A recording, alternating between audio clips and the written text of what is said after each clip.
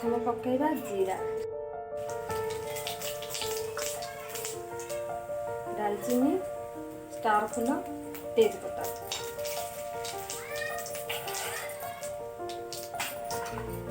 कटा पियाज दीटा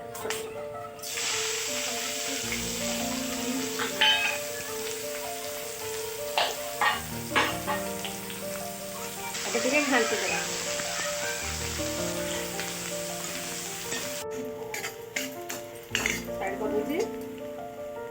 थोड़ी चमच अदा रसुण पेस्ट घाटी देवा। बड़ चमच मर्च गुंड, आधा चमच हल्दी गुंड देवा।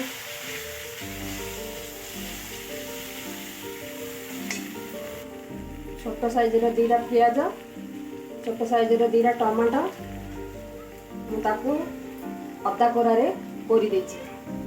देख पकईदेवा।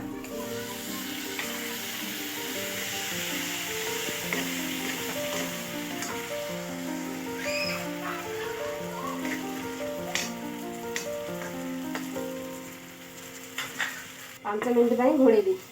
5 मिनट पर सीझी गला, तेल भी छाड़ी गला। एवं गरम मसला सब पकईदेवा। आधा चमच जीरा गुंड, 1 चमच धनिया गुंड,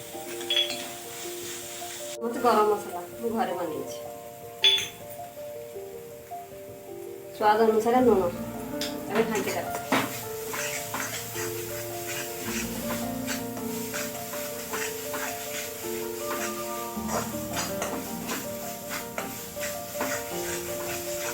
तेल छाड़ी गला, गरम पानी पकई घाटिबा।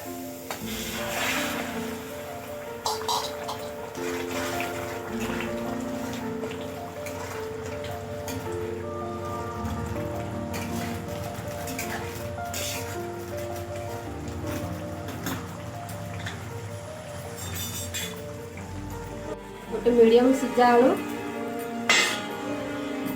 गिन्ने मटर बॉइल कर देछि। 200 ग्राम पनीर टिके तावा भाजी की काटी देछि, छोटे छोटे पीस कर ले।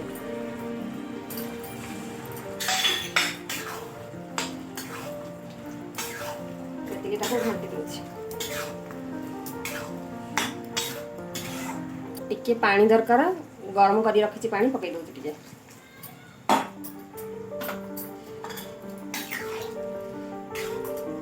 5 मिनट घोड़े दूसरी।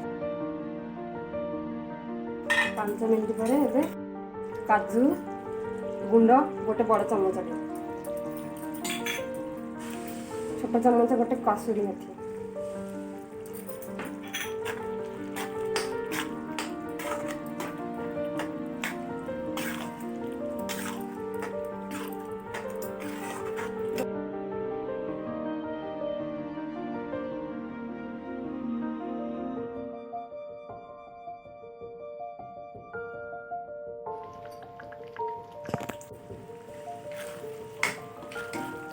तरकारी हो गला ताकू बाढ़ीबा।